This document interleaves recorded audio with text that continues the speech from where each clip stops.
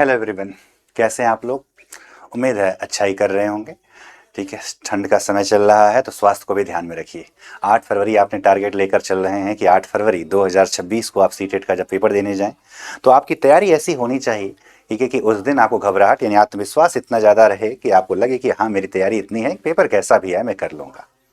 ठीक है, आपकी इस तैयारी में हम भी आपके साथ जुड़े हुए हैं यानी उद्घोष एकेडमी। ठीक है, अपने ऐप के माध्यम से भी और साथ ही साथ यूट्यूब चैनल के माध्यम से भी। ठीक है, जो लोग ऐप से जुड़े हैं उन्हें ऐप पर रेगुलर क्लासेस मिल रही हैं शाम के 6 बजे से 9 बजे के बीच में, और जो लोग यूट्यूब पर जुड़े हुए हैं उनको भी अलग अलग मैथ्स की, ठीक है, या ईवीएस की या ज्योग्राफी की या जो है, ठीक है, इतिहास की, एसएसटी की और साथ ही साथ संस्कृत की भी क्लासेस आपको वहाँ भी मिल रही हैं। ठीक है, इस पहल में आप हमारे साथ जुड़े हुए हैं, इसके लिए आपको बहुत बहुत धन्यवाद। साथ ही लोग जो लोग जुड़े हैं, आश्वस्त रहिए कि आपकी तैयारी को, ठीक है, यानी कि आपके एग्जाम से कुछ दिन पहले तक इतना पुख्ता कर देंगे कि आपको लगने लगेगा कि हाँ, मेरा सीटेट आसानी से निकल जाएगा।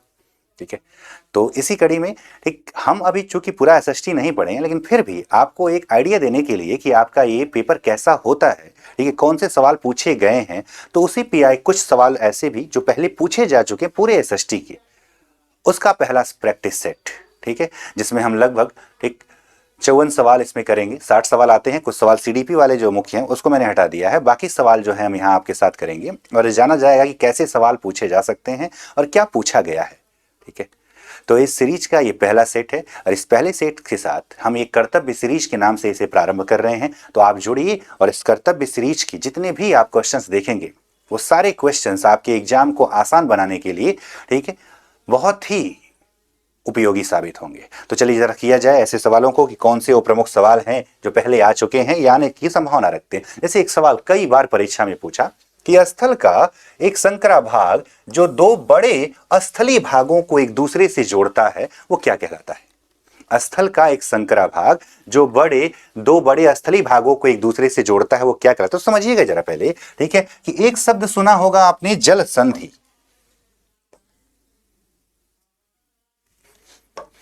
ठीक है, एक शब्द क्या सुना है आपने, जल संधि सुना होगा।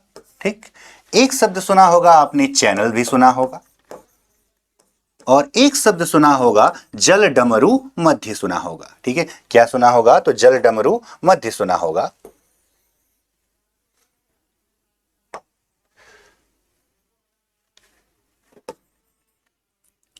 जल डमरू मध्य, तीन शब्द आ जाते हैं। ठीक है, और एक शब्द जो है वो क्या कहलाता है, स्थल संधि कहलाता है। यानी कितने चीज, स्थल संधि कहलाता है। ठीक है, तो चार शब्द हैं जो जोड़ रहे हैं। तो कौन किसको जोड़ रहा है इसको समझिएगा। जब दो बड़ी जल राशियां किसी संकरे मार्ग से, ठीक है, आपस में जुड़ती हैं। दो बड़ी जल राशियां जब किसी संकरे मार्ग से, पानी वाला मार्ग, पानी कौन सा मार्ग है, पानी वाला मार्ग, यहां भी क्या भरा हुआ है, पानी भरा हुआ है। ठीक है, ये दो बड़ी जल राशियां अर्थात दो विशाल सागर जब आपस में जुड़ते हैं तो क्या कहलाता है, जल संधि कहलाता है। अगला चीज चैनल क्या होता है या जल डमरू मध्य क्या होता है। तो समझा जाए कि जब दो बड़ी जल राशियां, ठीक है, किसी चौड़े मार्ग द्वारा आपस में जुड़ती हैं, जब दो बड़ी जल राशियां किसी चौड़े मार्ग द्वारा आपस में जुड़ती हैं तो उसे क्या कहते हैं, चैनल। और ये भी कैसा रास्ता है, पानी वाला रास्ता है। अगला चीज क्या, जल डमरू मध्य, यानी जल का डमरू बन जाए जब दो छोटी जल राशियां किसी संकरे पानी वाले मार्ग से आपस में जुड़ती हैं। ठीक है, दो छोटी जल राशियां, ठीक है, जब किसी संकरे पानी वाले मार्ग से आपस में जुड़ती हैं तो क्या कहलाती, जल डमरू मध्य। तो उसी प्रकार से जब दो स्थल आपस में जुड़ते हैं, ठीक है, तो ये क्या कहलाता है, स्थल संधि। क्या कहलाता है, स्थल संधि। तो स्थल का एक संकरा भाग जो दो बड़े स्थलीय भागों को एक दूसरे से जोड़ता है वो क्या कहलाता है, स्थल संधि कहलाता है। बाकी द्वीप क्या होता है, तो कोई ऐसा स्थलीय भाग जो चारों ओर पानी से घिर जाए तो क्या बोलेंगे, द्वीप बोलेंगे। खाड़ी क्या होता है, तो पानी का कोई ऐसा संकरा क्षेत्र जो तीन तरफ स्थल से घिर जाए तो क्या बनता है, खाड़ी बनता है। जल संधि आपने यहां पर जान लिया। ठीक है, तो ये आपके पहले सवाल का जवाब क्या हो गया, स्थल संधि हो गया। देखते हैं जरा दूसरा सवाल क्या कह रहा है। निम्नलिखित में से कौन सा महाद्वीप आकार में सबसे छोटा कह रहा है, सबसे छोटा कौन सा है। तो दुनिया का सबसे बड़ा महाद्वीप कौन सा है, तो जिस महाद्वीप में आप रहते हैं अर्थात एशिया महाद्वीप है। दूसरे नंबर पे कौन सा है सर, तो दूसरे नंबर पे वो महाद्वीप जिससे तीनों रेखाएं गुजरे, अफ्रीका महाद्वीप। तीसरे नंबर पे कौन है, तो इस तीसरे नंबर पे उत्तरी अमेरिका यानी नॉर्थ अमेरिका है। चौथे नंबर पे कौन है? तो चौथे नंबर पे साउथ अमेरिका है, यानी कि दक्षिण अमेरिका है। पांचवें नंबर पे ध्रुवी वाला क्षेत्र, यानी क्या हो जाए आपका? अंटार्कटिका हो जाए। क्या हो जाए? अंटार्कटिका हो जाए। छठे नंबर पे कौन हो जाए? तो यूरोप हो जाए। कौन सा हो जाए? यूरोप। और सातवें नंबर पे कौन हो जाए? तो ऑस्ट्रेलिया हो जाए। अब खुद ही जवाब बता दीजिए कि क्या जवाब हो जाएगा। ठीक है, पूछा है कौन सा महाद्वीप आकार में सबसे छोटा है। आसान सा जवाब हो गया क्या? ऑस्ट्रेलिया महाद्वीप। कौन सा? ऑस्ट्रेलिया महाद्वीप। अगले सवाल की ओर बढ़ा जाए। उच्च प्राथमिक स्तर पर, यानी कि आपके जूनियर हाई स्कूल में, यानी कि जूनियर के पेपर का पूछ रहा है, सामाजिक विज्ञान में क्या शामिल है? तो इतिहास है, हाँ सर है। भूगोल है, हाँ सर है। अर्थशास्त्र है। समाज शास्त्र का अध्ययन नहीं होता, तो पहला तो गलत। दूसरा, इतिहास है, भूगोल है, राजनीति विज्ञान है, अर्थशास्त्र, बिल्कुल सही है। ठीक है, याद रखेंगे क्या नहीं है? समाज शास्त्र और मनोविज्ञान का अध्ययन जूनियर स्तर पर नहीं कराया जाता। किसका कराया जाता है? इतिहास, भूगोल, राजनीति विज्ञान और अर्थशास्त्र का अध्ययन करवाया जाता है। ठीक है, तो ये क्या हो गया आपका? उच्च प्राथमिक स्तर पर कौन सा? इतिहास, भूगोल और राजनीति विज्ञान और अर्थशास्त्र आपको पढ़ना होता है। अगला, भौतिक विशेषताओं के मॉडल या प्रतिकृतियां शिक्षण के लिए, यानी जब मॉडल की बात कर रहा है, भौतिक विशेषता, जिसे पर्वत दिखे, जिसमें नदियां दिखे, ठीक है, पर्वत दिखे, नदियां दिखे, पहाड़ दिखे, तो ऐसा मॉडल किसको, कौन से विषय से जुड़ सकता है? इतिहास में नहीं सर, अर्थशास्त्र में नहीं, राजनीति विज्ञान में नहीं, तो किस में आ जाएगा? भूगोल में जुड़ जाता है। किस में जुड़ता है? भूगोल में जुड़ जाता है। ठीक है, देखिए ऐसे सारे सवाल जो कर लेंगे ना, ठीक है, ऐसे 10-12 प्रैक्टिस सेट हो जाएंगे, फिर एक भी सवाल बाहर ही नहीं जाएगा, सारा सवाल यूं ही कर लेंगे आप। अगला देखिए जरा, स्थानीय समाचार पत्रों से मौसम की जानकारी का संग्रह किस प्रकार का स्रोत है? कह रहा है कि मौसम की जानकारी का संग्रह किस प्रकार के स्रोत हैं। ठीक है, ये पूछ रहा है, तो आपको क्या बताना है कि प्राथमिक स्रोत है। किससे कहा है? स्थानीय समाचार पत्र से। तो समाचार पत्र, ठीक है, सूचना का पहला स्रोत होता है, तो कौन सा लेंगे? प्राथमिक, द्वितीयक की तृतीयक, या प्राथमिक और द्वितीयक दोनों? तो नहीं सर, सिर्फ कौन सा होगा? प्राथमिक, क्योंकि समाचार पत्र के माध्यम से हमें सूचना सबसे, ठीक है, यानी प्राथमिक स्तर पे उसी से प्राप्त होती है। उसके बाद इंटरनेट है, फोन है, ये सारी चीजें बाद में आती हैं, लेकिन पहले क्या? स्थानीय समाचार पत्रों से। अजंता गुफा चित्रों में इस्तेमाल किए गए रंग निम्नलिखित में से किस सामग्री से प्राप्त किए गए थे? किसकी बात कर रहा है? अजंता गुफा चित्रों में। तो प्रारंभ में या अभी भी बहुत सारे जो, ठीक है, प्राकृतिक रंग होते हैं वो किससे? फूलों से बनाए जाते हैं। तो कह रहा है, तो ये तो बात तब की है ना, अजंता गुफा के समय की, यानी कि प्राचीन इतिहास के समय की बात कर रहा है। तो गुफा चित्रों में इस्तेमाल किए गए रंग किस सामग्री से? तो ग्रेफाइट से नहीं, स्लेट से नहीं, पशु अंगों के अवशेष से नहीं, तो किससे? पौधों और खनिजों से। किससे? पौधों और खनिजों से हो गया। ठीक है, तो अगले सवाल, अजंता की गुफा। अजंता की गुफा की बात करते हैं, तो यह गुफा जो है अपनी विशिष्ट बनावट, वहां से मिले हुए धार्मिक महत्वों के लिए क्या है? प्रसिद्ध है। कौन सी गुफा? अजंता की गुफा। ठीक है, जो कि पड़ता है कहां? महाराष्ट्र वाले क्षेत्र में। किस क्षेत्र में? महाराष्ट्र वाले क्षेत्र में पड़ता है। तो आप जानते हैं कि महाराष्ट्र में पाई जाते हैं अजंता की गुफाएं भी हैं, और साथ ही साथ एलोरा की भी गुफाएं, जहां से में चित्रकारी के क्या मिलते हैं? साक्ष्य मिलते हैं। सबसे पुरानी पांडुलिपियां, पांडुलिपियां मतलब जो हाथ से लिखी जाए, वो किस पे लिखी गई? जब हाथ से लिखी जा रही है तो पत्थर पे लिखेंगे नहीं। और प्रारंभ की बात करें तो प्रारंभ में कागज का आविष्कार तो हुआ ही नहीं था, लकड़ी पर भी नहीं, तो किस पे लिखे गए थे? ताड़पत्रों या भोज, ठीक है, भोजपत्रों पे लिखे गए। किस पे? ताड़पत्रों या भोजपत्रों पर लिखे गए थे। तो क्या हो गया जवाब? ताड़पत्र हो गया। अगला देखिएगा, मानव इतिहास में किस अवधि में सबसे लंबी अवधि की एक बात कर रहा है? तो जब पूरा पाषाण कहता है, तो पूरा पाषाण आप कहते हो सर कि 5 लाख बीसी से, ठीक है, 5 लाख बीसी से लगभग कितना? 10,000 बीसी तक, यानी कि ईसा से 5 लाख पूर्व से 10,000 तक। मध्य पाषाण कहता है तो आप कहते हैं कि सर 10,000 बीसी से लगभग 7-8,000 बीसी तक, ठीक है। और नव पाषाण जब कहता है तो 7,000 बीसी से, ठीक, और कब तक? 4,000 बीसी तक की बात करता है। तो अंदाजा आप खुद ही लगा सकते हैं कि किसकी अवधि सबसे लंबी है। तो सर पूरा पाषाण काल की अवधि क्या है सबसे लंबी? कब से? 5 लाख ईसा पूर्व से कब तक? 10,000 ईसा पूर्व तक। कौन सा काल है? पुरा पाषाण काल। रही बात, ये भी जानेंगे कि भारतीय पुरा पाषाण के पिता, भारतीय पुरा पाषाण के पिता किसको कहा जाता है? तो सर रॉबर्ट ब्रूस फूट को कहा जाता है। किसको कहा जाता है? तो रॉबर्ट ब्रूस फूट को कहा जाता है। रॉबर्ट ब्रूस फूट को कहा जाता है। यही वो व्यक्ति हैं जिन्होंने सबसे पहले साल था 1863 मद्रास के कोरतलयार नदी के किनारे पलवरम नामक स्थान से क्या प्राप्त किया था? हैंड एक्स की खोज किया था। किसकी? हाथ की कुल्हाड़ी की खोज किया था। हैंड एक्स की खोज किया था किसने? रॉबर्ट ब्रूस फूट ने। तो पुरा पाषाण सबसे लंबी अवधि का है। आगे बढ़ते, नीचे दिए गए कथन ए और बी को पढ़िए और सही उत्तर का चयन करिए। कमेंट बॉक्स में अगर पढ़ देख रहे हैं तो आप कमेंट बॉक्स में उत्तर जो है इसका साथ साथ में लिखते चलेंगे। ठीक है, इसका उत्तर जो है आप कमेंट बॉक्स में लिखते रहिएगा। मेहरगढ़ पाकिस्तान के बोलन दर्रे के पास एक उपजाऊ मैदान में स्थित है। तो बिल्कुल सही लग रहा है। यहां खेती और पशुपालन के साथ छिपाए गए हैं। ठीक है, तो आपको पता है कि प्रारंभिक मानव ने, महिलाओं और पुरुषों ने गेहूं और जौ की खेती, अब सुलेमान और किरथर पहाड़ी की बात जो है आप बात करते हैं, कौन सा क्षेत्र? बेलनगढ़, कौन सा क्षेत्र? तो कौन सा? तो मेहरगढ़ क्षेत्र की बात की जाती है, जो कि आज के बलूचिस्तान में पड़ता है। आज का कौन से क्षेत्र में पड़ता है? तो बलूचिस्तान में पड़ता है। ठीक है, तो यानी कि पहला कथन भी सत्य है और दूसरा कथन भी सत्य है। मेहरगढ़ की जब बात करते हैं तो यहां से किसके? गेहूं और जौ के खेती के साक्ष्य मिले। साथ ही साथ यहीं से प्रारंभिक बस्ती के भी साक्ष्य मिले थे। ठीक है, कहां से? मेहरगढ़, जो कि कहां पड़ता है? तो बलूचिस्तान में पड़ता है। ठीक है, तो ए भी सत्य है, बी भी सत्य है। तो ए और बी दोनों सत्य है।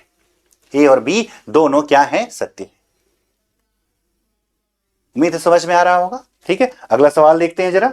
ठीक, भारत के निम्नलिखित राज्यों में से किस राज्य में हड़प्पा के नगर सबसे बड़ी संख्या में मिले? तो जब हड़प्पा सभ्यता की बात करता है तो इसका दो काल आप जानते हैं। कुछ इतिहासकार 2500 बीसी से कब तक का मानते हैं? 1500 बीसी मानते हैं। और कुछ इतिहासकार जो है 2350 से 2350 ईसा पूर्व से कब तक? 1750 ईसा पूर्व मानते हैं। अब तक हड़प्पा की अगर बात करें तो कुल 1400 स्थल खोजे गए हैं। कितने? 1400। और इसमें से लगभग 975 कहां? तो पाकिस्तान वाले क्षेत्र में। कौन से क्षेत्र में? पाकिस्तान के क्षेत्र में। वहीं पर लगभग 425 कहां से? तो भारत से। और कुछ स्थल सोरतुगुई जैसे अच्छल अफगानिस्तान से। भारत की बात करें तो भारत में ये कुल कितने राज्य? 7 राज्य में इसके अवशेष मिलते हैं। कौन कौन सा सर? तो सबसे ऊपर जम्मू कश्मीर, उसके अलावा पंजाब राज्य, उसके अतिरिक्त जो है हरियाणा। ठीक है, हरियाणा। ठीक, हरियाणा के अतिरिक्त सर राजस्थान। कहां से? राजस्थान, उत्तर प्रदेश, गुजरात और कौन सा क्षेत्र? तो सर इनाम गांव वाला क्षेत्र कौन सा? महाराष्ट्र से। कितने राज्यों से? 7 राज्यों से भारत में हड़प्पा के क्या मिलते हैं? साक्ष्य, जिसमें अब तक सर्वाधिक स्थल किस राज्य से मिले हैं? गुजरात से मिले हैं। कहां से? गुजरात से। तो जवाब क्या हो जाएगा? गुजरात। जैसे कि लोथल आप जानते हैं, सुरकोटड़ा जानते हैं, आप जो है रंगपुर जानते हैं, ठीक है, ये सारे स्थल जो है कहां से मिले हैं? तो धौलावीरा, जिसको यूनेस्को में जगह मिला, वो भी कहां से? गुजरात से हैं।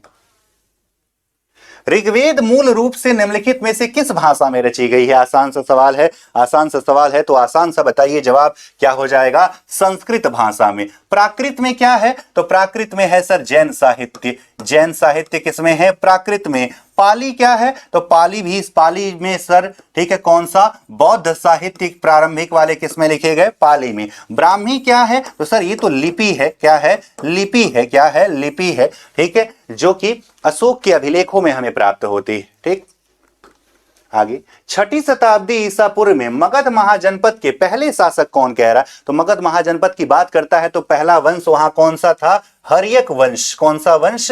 हर्यक वंश की बात करता है। और हर्यक वंश का संस्थापक राजा कौन है? तो बिंबिसार है। तो जवाब क्या हो गया इसका? ए वाला ऑप्शन, यानी क्या? बिंबिसार हो गया। बिंबिसार के बाद उसका बेटा अजातशत्रु, फिर उदयन। अजातशत्रु। प्रसेनजीत कहां के राजा थे? तो प्रसेनजीत राजा थे कहां के? कोसल नरेश। कहां के?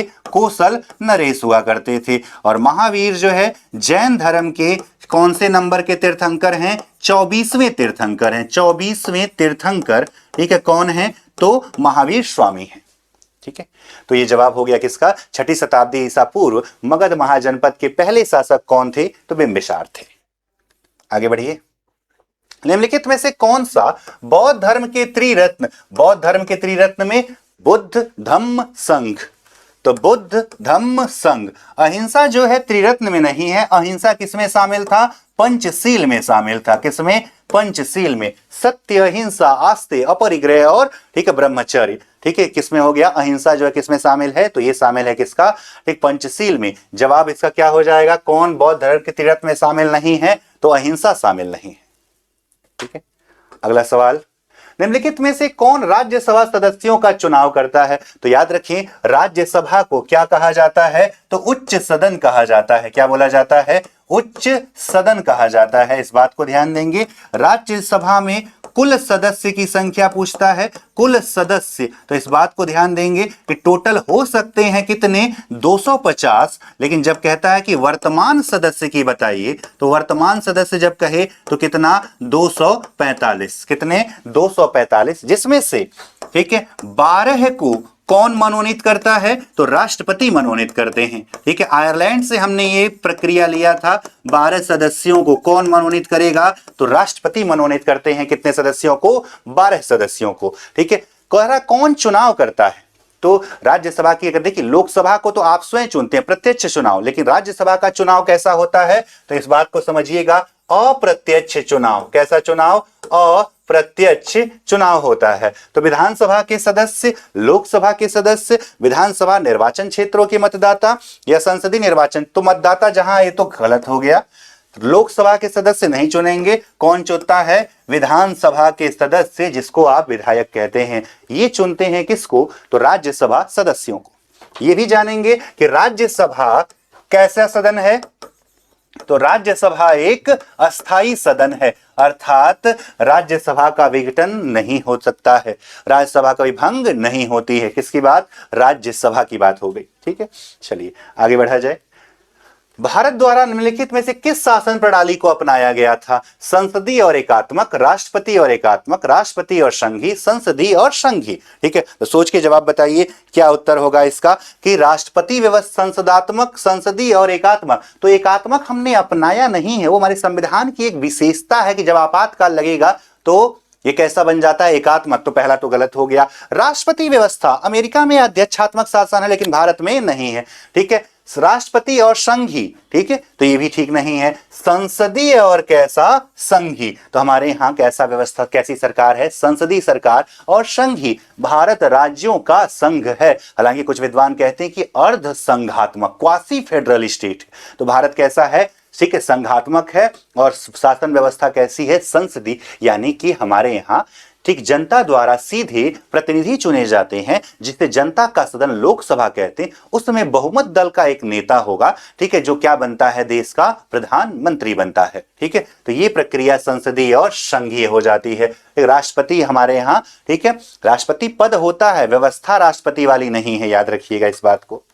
अनुसूचित जातियों के लिए कितने संसदीय निर्वाचन क्षेत्र की बात करता है, तो पहले तो जानिए कि अनुसूचित जातियों के लिए कौन से अनुच्छेद में, ठीक है, आरक्षण प्रदान किया गया है, तो 330 और 332 में। 330 में आरक्षण किसको कौन सी जगह मिलता है, तो लोकसभा में मिलता है। ठीक है, राज्यसभा में आरक्षण नहीं है, कहां पे है, लोकसभा में है। वहीं 332 में आरक्षण कहां है, तो 332 में यह है कहां पे, विधानसभा में। तो 330 और 332 अनुसूचित जाति और जनजाति के आरक्षण की बात करता है। तो 330 के तहत 1971 की आबादी पे जो आरक्षण प्रदान किया गया है, उसमें अनुसूचित जाति के लिए कुल कितनी सीटें, 84 सीटें, कितने स्थान, 84 सीटों का आरक्षण है।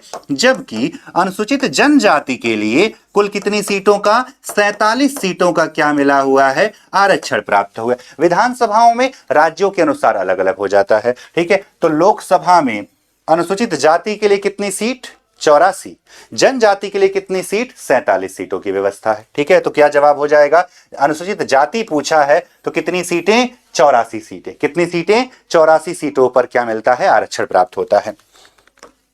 नेक्स्ट, भारत में अस्पृश्यता प्रथा के कारण निम्नलिखित में से किस मौलिक अधिकार का उल्लंघन किया जाता है। ठीक है, शोषण के विरुद्ध, स्वतंत्रता का अधिकार, समानता का, या ठीक है, जब बात होती है कि मौलिक अधिकार में, तो इसमें 6 प्रकार के अधिकार मिले हुए हैं। कितने प्रकार के, 6।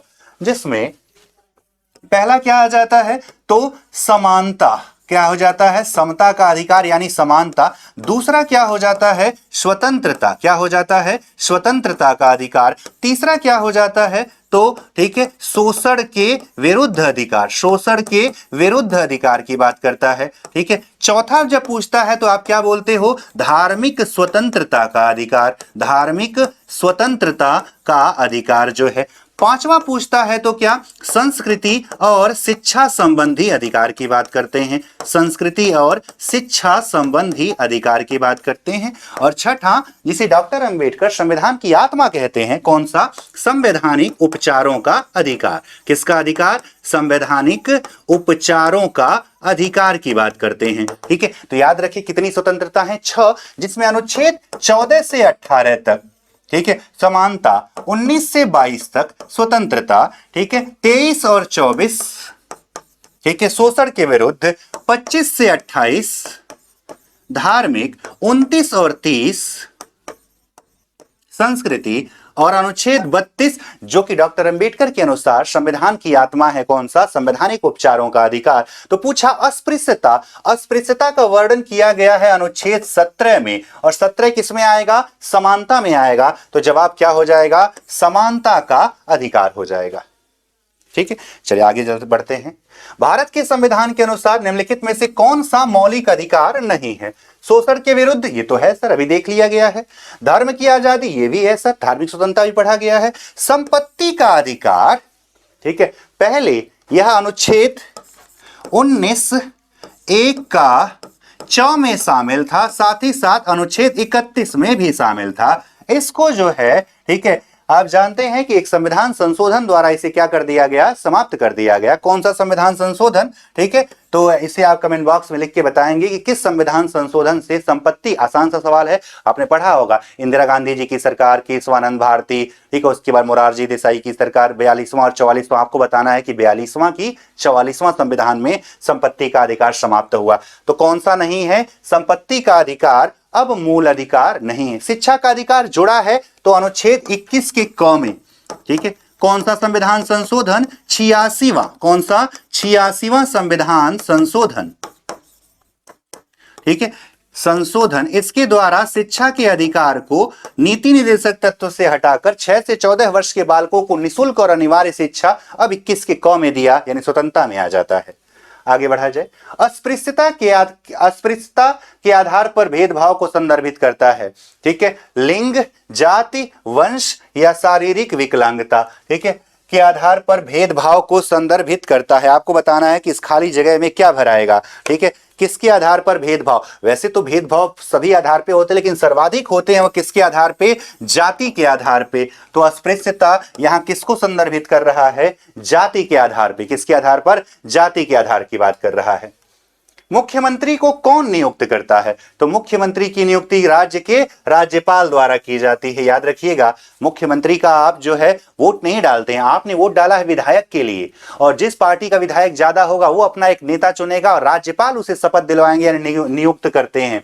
तो कौन नियुक्त करता है, ठीक है राज्यपाल। प्रधानमंत्री को कौन नियुक्त करता है सर, तो राष्ट्रपति करता है। कौन करता है, राष्ट्रपति। ठीक, उच्च न्यायालय के मुख्य न्यायाधीश को भी कौन करता है सर, तो राष्ट्रपति। और राष्ट्रपति, ठीक है राष्ट्रपति को शपथ कौन दिलवाता है, तो सर्वोच्च न्यायालय का मुख्य न्यायाधीश दिलवाता है। राज्यपाल को कौन नियुक्त, ये सारा सवाल देखिए पहले पूछा जा चुका है। अब आपको लग रहा होगा सर कितना आसान, ऐसे ही निकल जाएगा, ऐसे ही सारा आपका क्लियर होते जाएगा। राज्यपाल को कौन नियुक्त करता है, मुख्यमंत्री नहीं सर, मुख्य न्यायाधीश नहीं सर, प्रधानमंत्री नहीं सर, तो कौन, राष्ट्रपति नियुक्त करते हैं। कौन नियुक्त करते हैं, राष्ट्रपति नियुक्त करता है किसको, राज्यपाल को। आप पढ़ते हैं संविधान का भाग 6 जो कि राज्य कार्यपालिका की बात करता है, अनुच्छेद 153 पढ़ते हैं आप, ठीक है वहां से जो है आप किसके बारे में, तो राज्यों के राज्यपाल, राज्यपाल की नियुक्ति किसके द्वारा होती है, राष्ट्रपति के द्वारा होती है।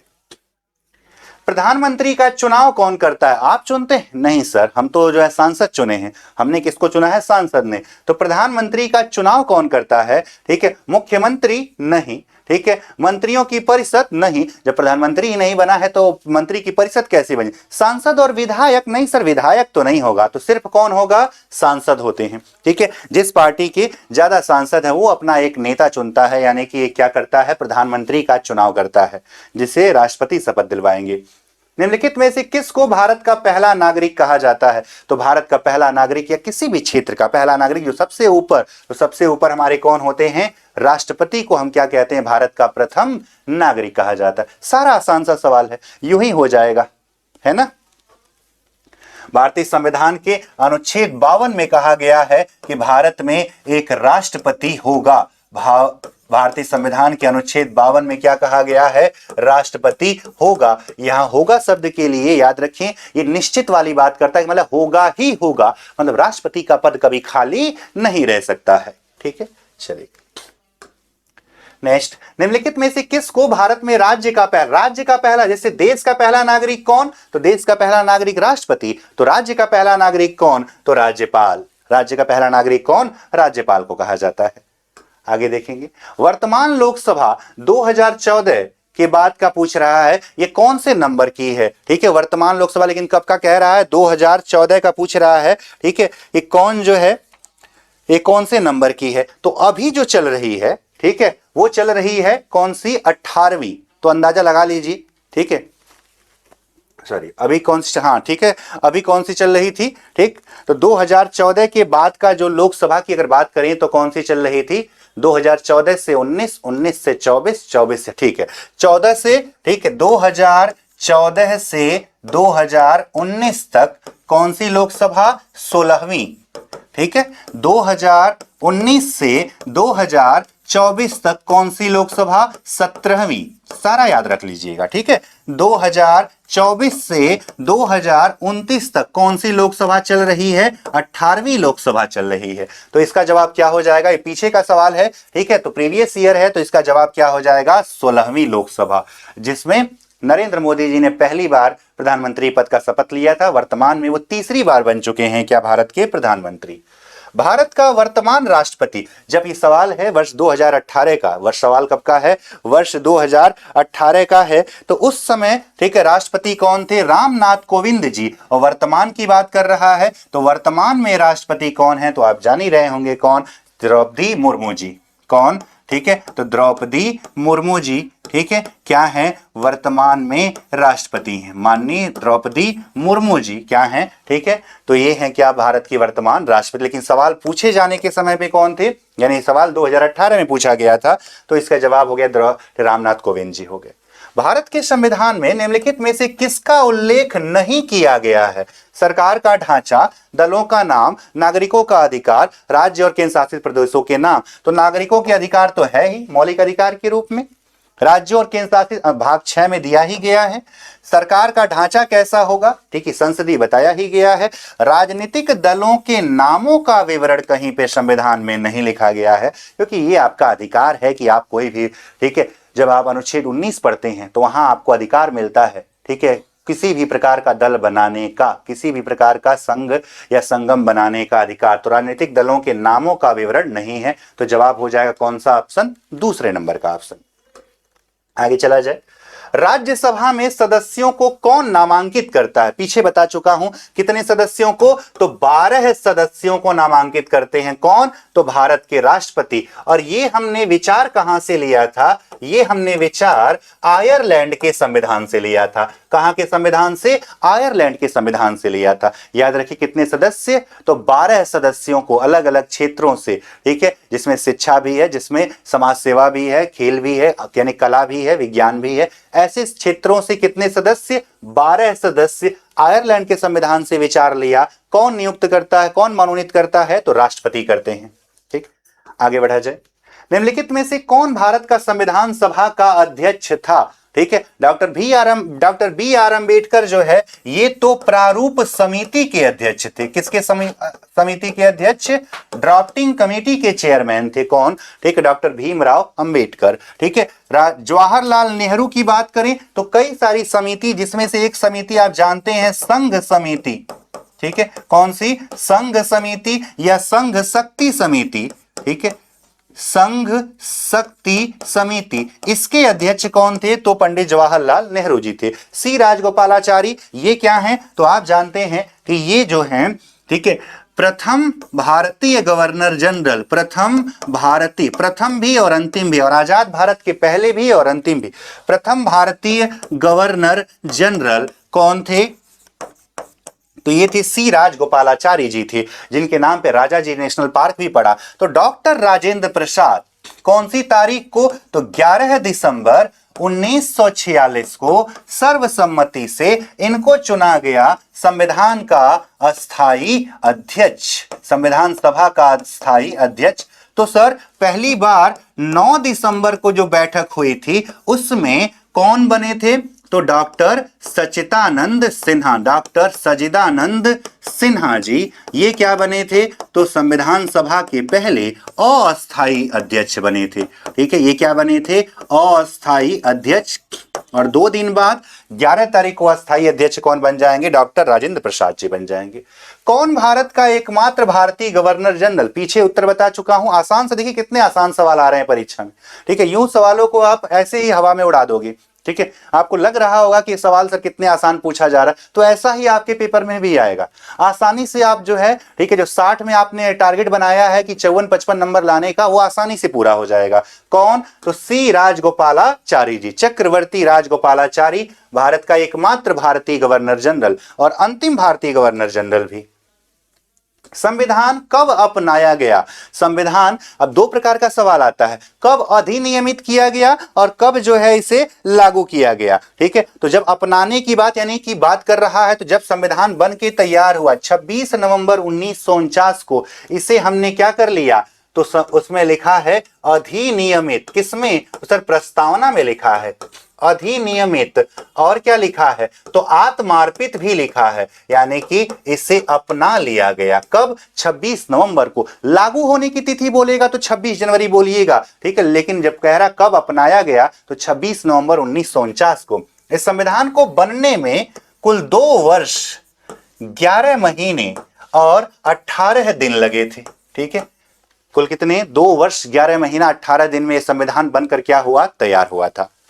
जैसे मूल संविधान में आप जानते हैं कितने भाग थे? तो 22 भाग थे। ठीक, कितने? यानी मूल संविधान की जब बात करता है, मूल संविधान इस दिन को जब लागू हुआ था, ठीक है, यानी कि अपनाया गया था, तो 22 भाग, कितनी अनुसूचियां? 8 अनुसूचियां, कितने अनुच्छेद? 395 अनुच्छेद इसमें क्या थे? शामिल थे। और वर्तमान में भाग कितने हो गए? 25। अनुसूचियां कितनी हो गई? 12। अनुच्छेद लगभग कितने हो गए हैं? 470 के आसपास हो गए। आगे, निम्नलिखित में से किसने भारत की रियासतों को एकीकृत करने में प्रमुख निर्णायक भूमिका निभाई थी? ठीक है, तो चूंकि भारत के गृह मंत्री कौन थे? सरदार वल्लभ भाई पटेल। उसी के अंदर आता था रियासत विभाग, देसी रियासत विभाग, और देसी रियासत विभागों के तहत इसको मिलाने का काम किसने किया? सरदार वल्लभ भाई पटेल ने। इसीलिए इन्हें भारत का बिस्मार्क भी और भारत का लौह पुरुष भी कहते हैं। क्या कहा जाता है? लौह पुरुष। और इनके जन्म दिवस को हम मनाते हैं क्या? राष्ट्रीय एकता दिवस। स्टैच्यू ऑफ यूनिटी भी किसका बना है? तो सरदार वल्लभ भाई पटेल का बना है। इनकी तुलना किससे किया जाता है? तो बिस्मार्क से इनकी क्या की जाती है? तुलना किया जाता है। बिस्मार्क से क्या की जाती है? इनकी तुलना किया जाता है। ठीक है, इटली के एकीकरण में प्रमुख भूमिका बिस्मार्क ने निभाया था।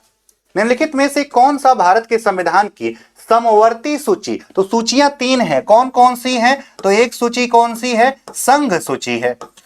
एक कौन सा है? राज्य सूची है। और एक कौन सा है? तो समवर्ती सूची है। तो कितने प्रकार की सूचियां हैं?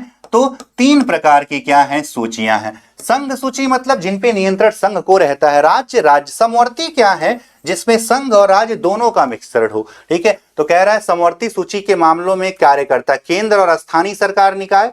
ठीक है, नहीं, स्थानीय क्यों कार्य करेगा? राज्य और स्थानीय नहीं, सिर्फ यूटी नहीं, केंद्र और कौन? राज्य। यानी ये दोनों कौन से मामलों पे कार्य करते हैं? जैसे शिक्षा, ये पूछा गया है कि शिक्षा या जो है वन, ये कौन सी सूची के विषय हैं? तो ये सब कौन सी सूची का? समवर्ती सूची का। ये किसमें कहा गया, ये किसमें बताया गया है? तो सर 7वीं अनुसूची में, ठीक है, शक्तियों का बंटवारा किया गया। कौन सी अनुसूची में? तो 7वीं अनुसूची में, ठीक है, शक्तियों का क्या किया गया है? बंटवारा किया गया है। ठीक है, चलिए आगे देखिएगा। निम्नलिखित में से कौन भारत की संविधान सभा में मसौदा समिति का अध्यक्ष था? मसौदा मतलब ड्राफ्ट, यानी कि जो मूल रूप से जो संविधान का क्या बना रहा हो, ठीक है, एक ड्राफ्ट तैयार कर रहा हो। तो सारे सदस्य जो अपने विचार लेकर आते थे, तो एक आदमी उन विचारों पे कार्य करता और बताता कि भारत लायक है कि नहीं है। इसे ही प्रारूप समिति कहते हैं, उसे ही मसौदा समिति कहते हैं। तो मसौदा यानी कि प्रारूप, और प्रारूप मतलब डॉक्टर भीमराव अंबेडकर 1+6 के रूप में काम करती थी। ठीक है, और 5 महीने से भी कम, लगभग 142 बैठकों में ये संविधान, यानी कि इन्होंने संविधान का एक प्रारूप बनाकर तैयार कर दिया। कब इसका गठन हुआ था? तो 29 अगस्त 1947 को। ठीक है, 29 अगस्त 1948। एक सेकंड जरा।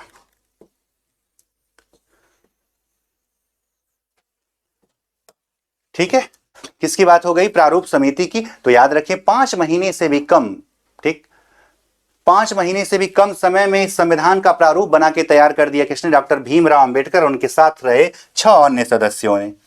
18वीं सदी में किसके नेतृत्व में बंगाल धीरे धीरे मुगल नियंत्रण से, ठीक है, यानी पूछ रहा है कि बंगाल का स्वतंत्र संस्थापक को नादिर शाह नहीं, ये तो आक्रमणकारी था। यही वो आदमी है जिसने 1739 में बादशाह, ठीक है, मोहम्मद शाह रंगीला पे आक्रमण करके क्या तोड़ ले गया? तो मयूर सिंहासन को तोड़कर कोहिनूर हीरा लेके चला गया था। ठीक है, तो जवाब क्या हो जाएगा? अली वर्दी खान। क्या हो जाएगा? ठीक है, अली वर्दी खान। ठीक, अच्छा नहीं, क्यों पूछ रहा है कि मुगल नियंत्रण से अलग हो गया। अब कह रहा है क्या? मुगल नियंत्रण से अलग की बात कर रहा है। ये किसके नेतृत्व में? ठीक है, मुगल नियंत्रण से क्या हो गया? अलग हो गया। एक सेकंड, ठीक, पूछ रहा है किसके नियंत्रण में मुगल नियंत्रण से क्या हो गया था? अली अलग हो गया, यानी कौन बंगाल का स्वतंत्र संस्थापक है? ठीक है, और साथ ही साथ मुगलों के, ठीक है, अधिकार को कम कर दिया। तो मुर्शीद कुली खान। क्या जवाब हो जाएगा? मुर्शीद कुली खान। अली वर्दी खान जो है ये बंगाल का, यानी कि सिराजुद्दौला के पहले 1740 के बाद से, ठीक है, 1756 तक के समय में कौन गद्दी पर था? तो अली वर्दी खान था। बाकी किसके नियंत्रण में अलग हो गया? तो मुर्शीद कुली खान के नियंत्रण में। निम्नलिखित में से किस गवर्नर जनरल ने फैसला किया कि बहादुर शाह जफर आखिरी मुगल सम्राट होंगे और उनकी मृत्यु के बाद किसी भी वंशज को शासक के रूप में पहचाना नहीं जाएगा? यानी किसने भारत से मुगलों के अंत की नींव तैयार कर दी, ये आपको बताना है। तो आप जानते हैं कि जब 57 की क्रांति हो रही थी, यानी 1857 की क्रांति के समय भारत का गवर्नर जनरल कौन था? लॉर्ड कैनी, जो कि पहला वायसराय भी बनेगा। तो इसी ने यह कहा कि आज के बाद से, यानी इस क्रांति के बाद से, क्योंकि क्रांति का नेता एक 86 वर्षीय व्यक्ति जिनका नाम बहादुर शाह जफर, वो बन के उभरे थे। ठीक है, तो ऐसे में जफर को भेज दिया कहां पे? रंगून में। और इसीलिए उन्हीं का एक लाइन जो आप पढ़ते होंगे कि भारत के बादशाह को 2 गज जमीन भी नसीब नहीं हुई अपने क्षेत्र में, यानी कि उन्हीं के द्वारा लिखी गई थी ये बात। ठीक, वो जो उनकी कब्र पे लिखा गया है, और ये कहा कि आज के बाद से मुगल अस्तित्व क्या हो जाएगा? समाप्त। किसने? लॉर्ड कैनिंग ने। ठीक है, बाकी विलियम बेंटिंग की बात करें तो इनके समय में 1833 का रेगुलेटिंग एक्ट आया था। साथ ही साथ ये संपूर्ण भारत के, यानी भारत के प्रथम गवर्नर जनरल हैं। भारत के प्रथम गवर्नर जनरल बने थे 1833 के चार्टर एक्ट के द्वारा। ठीक है, कार्नवालिस की बात करें तो कार्नवालिस शुरू किया था अस्थाई बंदोबस्त व्यवस्था।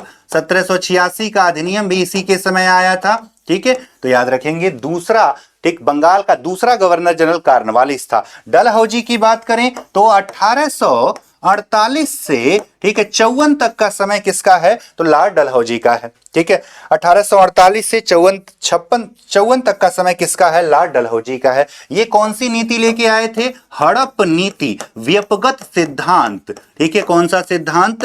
व्यपगत सिद्धांत। बाकी आप जानते हैं कि रेलवे का निर्माण, पीडब्ल्यूडी की स्थापना, ये सब इन्हीं के समय, यानी लॉर्ड डलहौजी के समय में हुई थी। आगे बढ़ा जाए। किस गवर्नर जनरल ने घोषित किया कि अवध पर गलत तरीके से शासन किया जा रहा है? यानी अवध को अब जब, ठीक है, व्यपगत से नहीं मिला पाया, हड़प से नहीं मिला पाया, तो क्या आरोप लगा दिया कि अवध में भ्रष्टाचार बहुत बढ़ गया है। उचित प्रशासन सुनिश्चित करने के लिए ब्रिटिश शासन की क्या थी, आवश्यकता थी। तो कौन ऐसा कर सकता है, तो अंदाजा आप खुद ही लगा लीजिए कि कौन ऐसा कर सकता है। तो लॉर्ड डलहौजी, क्योंकि यही लक्ष्य लेके आया था कि संपूर्ण भारत को ब्रिटिश झंडे के नीचे लेके आ जाऊंगा। आगे बढ़ा जाए। कानपुर के किस शासक ने खुद को पेशवा कहा? चूंकि अंग्रेजों ने 1818 में पेशवा पद समाप्त कर दिया। कौन सा पद समाप्त कर दिया? पेशवा पद समाप्त कर दिया था। तो पेशवा पद समाप्त हुआ, तो अंतिम पेशवा किसको माना जाता है? बाजीराव द्वितीय को। लेकिन इन्हीं के एक दत्तक पुत्र थे। इन्हीं के कौन थे? दत्तक पुत्र थे, जिनका असली नाम तो होता है धोंधो पंत। असली नाम क्या था? धोंधो पंत, जिनको हम जानते हैं किस नाम से? तो 57 की क्रांति के हीरो कौन? कानपुर के नाना साहेब। ये अपने आप को पेशवा कहा करते थे, क्योंकि पेशवा के दत्तक पुत्र थे। तो जवाब हो जाएगा नाना साहेब। कानपुर के बिठूर में इनका महल था। कारखानों के विषय में सुनने के लिए सबसे उपयोगी विधि क्या हो सकती है? किसी विशेषज्ञ को निमंत्रित करना? नहीं, ठीक नहीं लग रहा है। किसी औद्योगिक कारखाने की यात्रा आयोजित। ये जब हम किसी जगह पे जाते हैं ना, तो वहां के बारे में अच्छे से क्या समझ पाते हैं। तो यात्रा यानी बच्चों को बताना है कारखाने के विषय में, तो सबसे बढ़िया माध्यम क्या होगा कि वहां बच्चों का टूर लाया जाए। तो कौन सा जवाब हो जाए? दूसरा वाला जवाब हो जाएगा। ठीक है, ठीक, क्या हो जाएगा? दूसरा जवाब हो जाएगा। एडुसेट, एज नाम से ही एजुकेशन यानी शिक्षा के लिए, दूरस्थ शिक्षा में, ठीक है, कार्य करने के लिए वर्ष 2004 में इसरो द्वारा एक सैटेलाइट भेजा गया। तो ये क्या हो गया? सौर मंडल में खोजा गया नया ग्रह नहीं, क्षुद्र ग्रह जो मंगल और बृहस्पति के बीच में नहीं, एक मानव निर्मित भारतीय उपग्रह। कौन से साल में भेजा गया था? 2004 में। किसके लिए? तो शिक्षा के प्रचार प्रसार के लिए भेजा गया था। ठीक है, आगे। पंचवाड़ी और बीजक में निम्नलिखित में से किस महान हस्ती के छंद और विचारों को संरक्षित? तो बीजक साखी सवद रमैनी किसका है? तो कबीर दास जी का है। पंचवाणी भी में भी उनके, ठीक है, क्या है?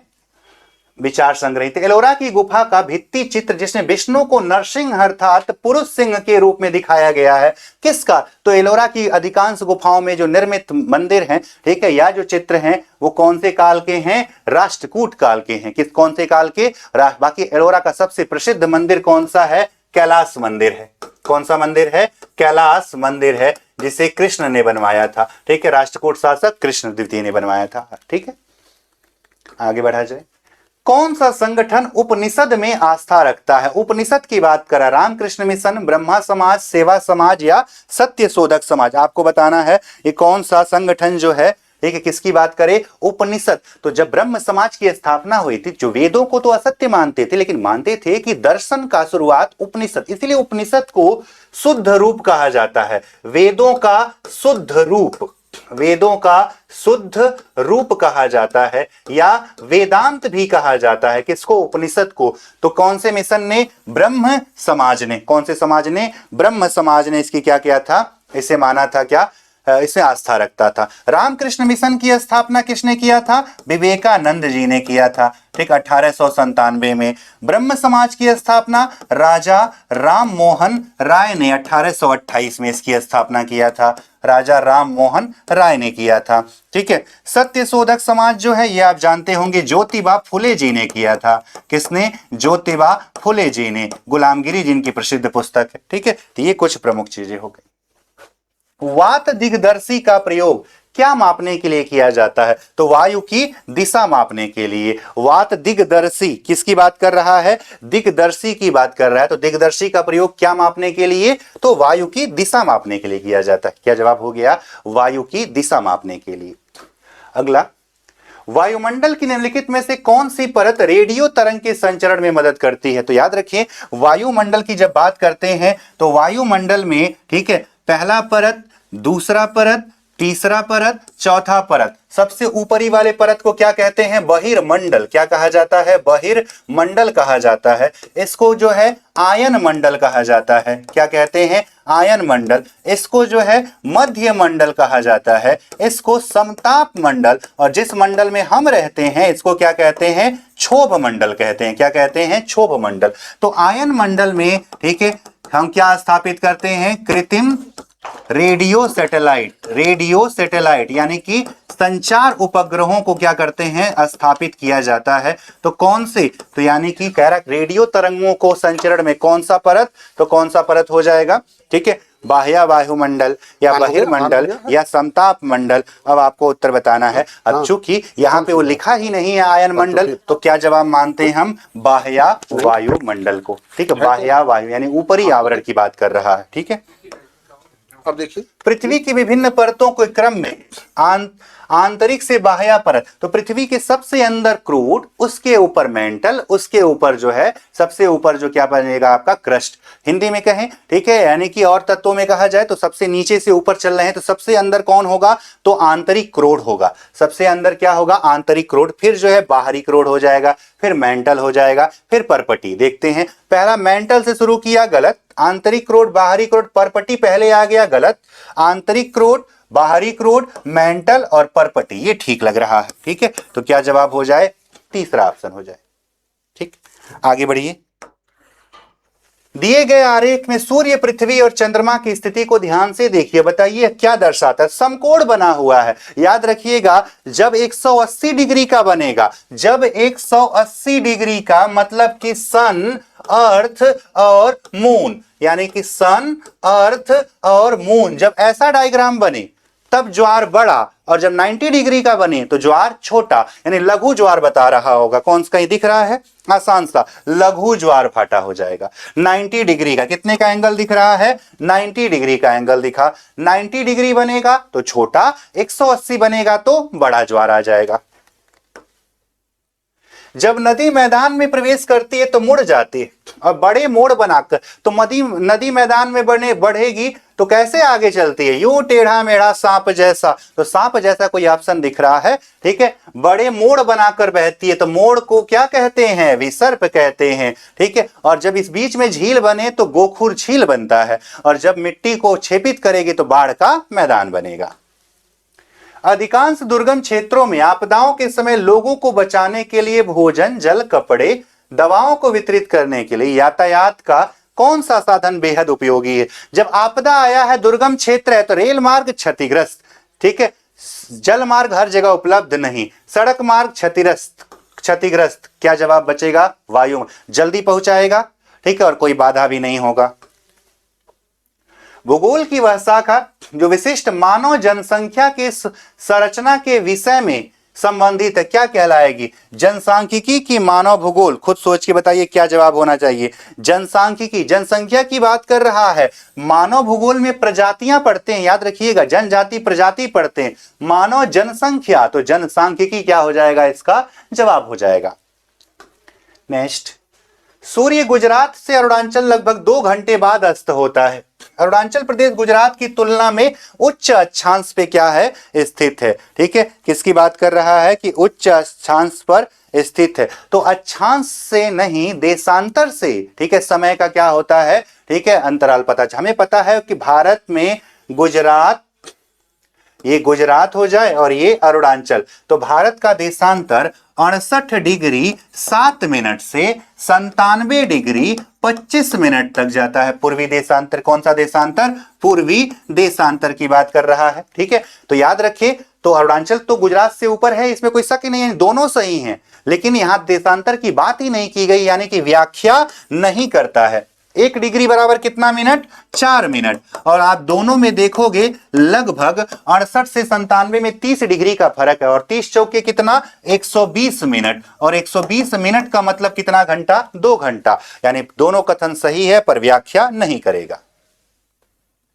गैर परंपरागत स्रोत ऊर्जा का, गैर परंपरागत का तात्पर्य क्या होता है? ठीक है, गैर परंपरागत यानी कि जो लंबे समय से इस्तेमाल ना हो रहा हो। परंपरागत मतलब, ठीक है, जो लंबे समय से इस्तेमाल। तो आप बताइए, क्या प्राकृतिक गैस हो, सौर ऊर्जा, कोयला, ईंधन, किसका प्रयोग आप नया नया शुरू किए हैं? तो जब हमने सेमीकंडक्टर के बारे में जाना, सौर सेल बनाया और उससे फोटोवोल्टाइक सेल बनाया, यानी कौन सी ऊर्जा हो जाएगी? सौर ऊर्जा। तो गैर परंपरागत भी है, और साथ ही साथ ये खत्म तो होगा नहीं, और खत्म नहीं होगा तो कौन सी ऊर्जा? नवीकरणीय ऊर्जा में आ जाएगा।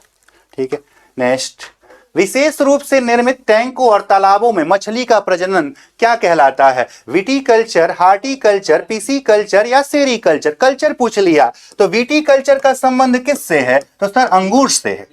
हॉर्टिकल्चर किससे है? तो सर बागवानी से है।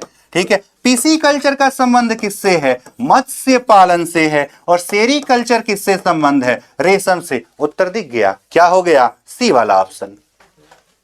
आगे बढ़िए। ठीक है, तो ये आपके सवाल थे किससे? तो ये प्रैक्टिस सेट 1 कर्तव्य सीरीज का ये प्रैक्टिस सेट 1 है, जिसमें आपने एक एसएसटी का एक पेपर पीछे जो आया हुआ पीवाईक्यू बेस्ड है, ये आपने सॉल्व किया मेरे साथ। ऐसे ही बहुत सारे प्रैक्टिस मेरे साथ आप करेंगे, जिससे कि आप जब उन क्वेश्चंस को देखेंगे और आपको लगने भी लगेगा कि जो पढ़ रहे हैं वो मिल भी रहा है। ठीक है, इस तरह हमारे साथ बने रहिए। मैं मनीष सिंह, आज के लिए बस इतना ही। मिलते हैं अगली क्लास में। और इससे जुड़े हुए ठीक है जो अन्य टॉपिक है वो तो पढ़ेंगे ही, और साथ ही साथ प्रैक्टिस सीरीज में भी आप भाग लेते रहिए। धन्यवाद।